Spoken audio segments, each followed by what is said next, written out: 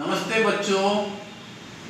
हम लोग इसके पहले जो है वॉल्यूम 3 में दर्पण गोलीय दर्पण के फोकस दूरी के बारे में जाना और गोलीय दर्पण के द्वारक के बारे में जाना तथा एक क्रियाकलाप को भी हम लोगों ने किया जिसमें कि अवतल दर्पण के विभिन्न स्थानों पर रखी हुई वस्तुओं का प्रतिबिंब कहाँ बनता है, उसकी स्थिति, उसकी प्रकृति एवं साइज के बारे में जाना।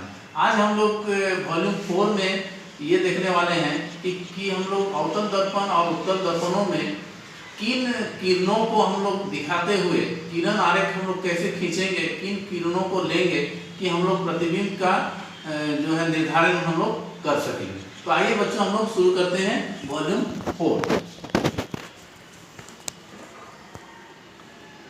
गोलीय दर्पणों द्वारा बनने वाले प्रतिबिंबों के निरूपण के लिए किरण आरेखों का चयन। किसी वस्तु या बिंब के प्रत्येक बिंदु से अनंत किरणें उत्पन्न होती हैं, तथापि किरण आरेख की स्पष्टता के लिए दो किरणों पर विचार करना सुविधाजनक है। ये किरणें ऐसी हो कि दर्पण से परावर्तन के पश्चात उनकी दिशाओं को जानना आसान हो। कम से कम दो परावर्तित किरणों के प्रतिच्छेद बिंदु द्वारा बिंब के प्रतिबिंब की स्थिति ज्ञात की जा सकती है। प्रतिबिंब के स्थान, प्रकृति एवं साइज के निर्धारण के लिए निम्न में से किन्हीं भी दो किरणों को लिया जा सकता है। तो पहला है दर्पण के मुख्य अक्ष के समांतर प्रकाश किरण परावर्तन के पश्चात अवतल दर्पण के मुख्य फोकस से गुजरेगी अथवा उत्तल दर्पण के मुख्य फोकस से अपसरित अर्थात फैलती या आती हुई प्रतीत होगी। जैसे कि आप इस चित्र में देख सकते हैं, ये अवतल दर्पण है, ये मुख्य अक्ष है। मुख्य अक्ष के समांतर जो किरणें आ रही है वो परावर्तित होकर के इसके मुख्य फोकस से होकर के जाती है।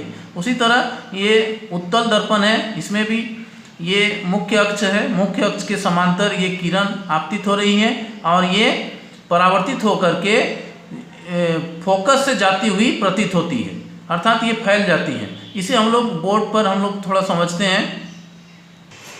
हाँ, तो गोलीय दर्पणों द्वारा बनने वाले प्रतिबिंबों के निरूपण के लिए किरण आरेखों का चयन। तो जैसे कि हमने कहा कि किसी भी वस्तु से अनंत किरणें जो है उत्पन्न होती है, तो हम उन अनंत किरणों में से किन किरणों का चयन करेंगे कि हमें जो है प्रतिबिंब का निर्धारण करने में सुविधा हो। तो पहला स्थिति है कि हम जो है किसी भी दर्पण में अवतल हो चाहे उत्तल हो, हम मुख्य अक्ष के समांतर रेखा एक लेते हैं। मुख्य अक्ष के समांतर, जैसे ये हमने दिखाया, ये मुख्य अक्ष है, ये दर्पण का ध्रुव है, ये उसका फोकस है और ये उसका वक्रता केंद्र है। तो ये जो है मुख्य अक्ष के समांतर है। ये समांतर किरण जो है परावर्तित होकर के फोकस से होकर के गुजरती है। उसी प्रकार उत्तल दर्पण में भी हम दिखा सकते हैं। जैसे ये दर्पण का मुख्य अक्ष है, ये दर्पण का ध्रुव है। इसमें भी हम लोग क्या करेंगे, जैसे कि इसके समांतर जब हम लोग लेते हैं आपतित किरण को, मुख्य अक्ष के समांतर जब हम लोग लेते हैं तो ये इस तरह से परावर्तित होती है जैसे कि वो फोकस से होकर के आ रही है। अर्थात इसे हम लोग इस तरह से जोड़ सकते हैं। इसी रेखा को हम लोग इधर बढ़ा देंगे तो ये हम लोग दिखा सकते हैं कि जो किरण मुख्य अक्ष के समांतर आती है वो परावर्तित होकर के फोकस से आती हुई प्रतीत होती है। ये फोकस है और इसका ये वक्रता त्रिज्या होगी इसका दुगुना। तो इस तरह से हम लोग पहला चयन कर सकते हैं कि किसी आपतित किरण को मुख्य अक्ष के समांतर ले जा सकते हैं जो कि परावर्तित होकर के अवतल दर्पण में फोकस से होकर के आएगी और उत्तल दर्पण में क्या होगी,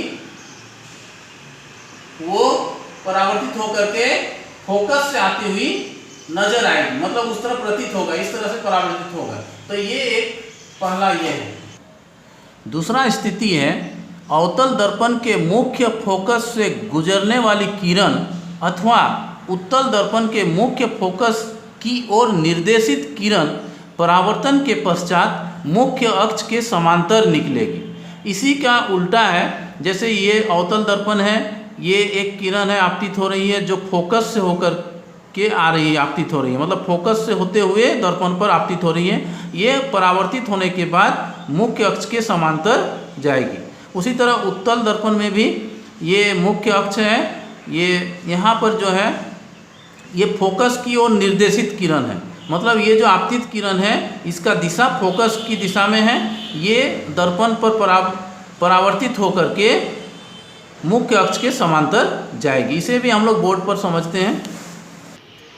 दूसरा स्थिति है कि जब हम अवतल दर्पण या उत्तल दर्पण में ये मुख्य अक्ष है, हम इसमें पहला जो किरण लेंगे वो इसके फोकस से होकर के आपतित कराएंगे। अर्थात अगर कोई आपतित किरण इसके फोकस से होकर के दर्पण पर आपतित हो इस तरह से, तो ये परावर्तित होकर के उसके मुख्य अक्ष के समांतर, ये मुख्य अक्ष है, मुख्य अक्ष के समांतर होकर के वो परावर्तित होगी।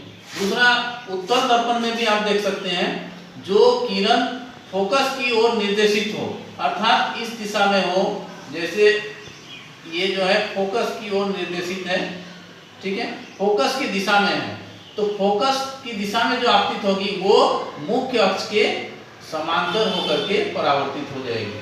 तो ये दूसरा स्थिति है कि जब हम किरण आरेख खींचेंगे किसी दर्पण में, अवतल या उत्तल में, जब प्रतिबिंब निर्धारित करने के लिए, तो दूसरा स्थिति ये हो सकता है कि हम प्रकाश का किरण को उसके फोकस से होकर के गुजारेंगे। जैसे यहाँ फोकस की ओर निर्देशित है और ये फोकस से होकर के है, दोनों ही स्थिति में वो परावर्तित होकर के मुख्य अक्ष के समांतर होकर के परावर्तित हो।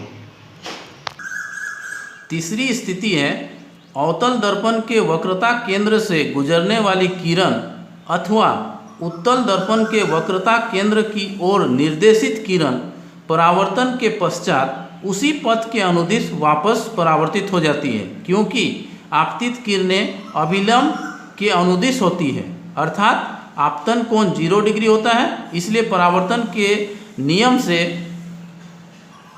के प्रथम नियम से परावर्तन कोण भी 0 डिग्री हो जाता है और उसी पथ से वापस हो जाता है। जैसे आप देख सकते हैं ये अवतल दर्पण है, ये इसके वक्रता त्रिज्या से होकर के गुजर रही है, तो इसीलिए चूंकि यही अभिलंब होता है इसलिए वो परावर्तित होकर उसी दिशा में वापस चले जाते हैं। यहाँ भी वैसे ही है, ये उत्तल दर्पण है, ये जो आपतित किरण है ये वक्रता केंद्र की ओर जो है निर्देशित है, उसी दिशा में है, इसलिए यहाँ भी जो है ये अभिलंब होता है, इसलिए उसी पथ पर ये वापस हो जाती है। चलिए बोर्ड में हम लोग इसको समझते हैं।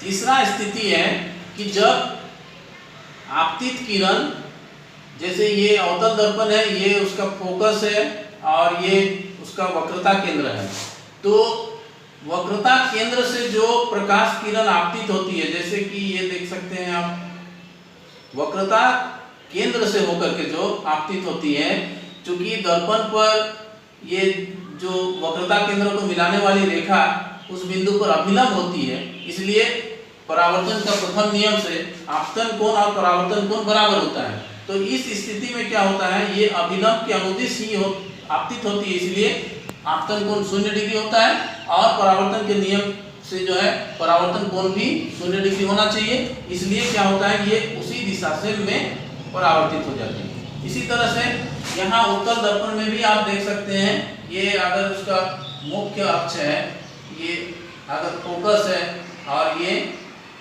उसका वक्रता केंद्र है, तो जो किरण वक्रता केंद्र की ओर निर्देशित होती है, उत्तल दर्पण में चूंकि वक्रता केंद्र दर्पण के पीछे होता है जो कि काल्पनिक होता है, जो कि तो इसलिए इसमें निर्देशित शब्द का हम लोग उपयोग करते हैं। अर्थात अगर कोई किरण इस तरह से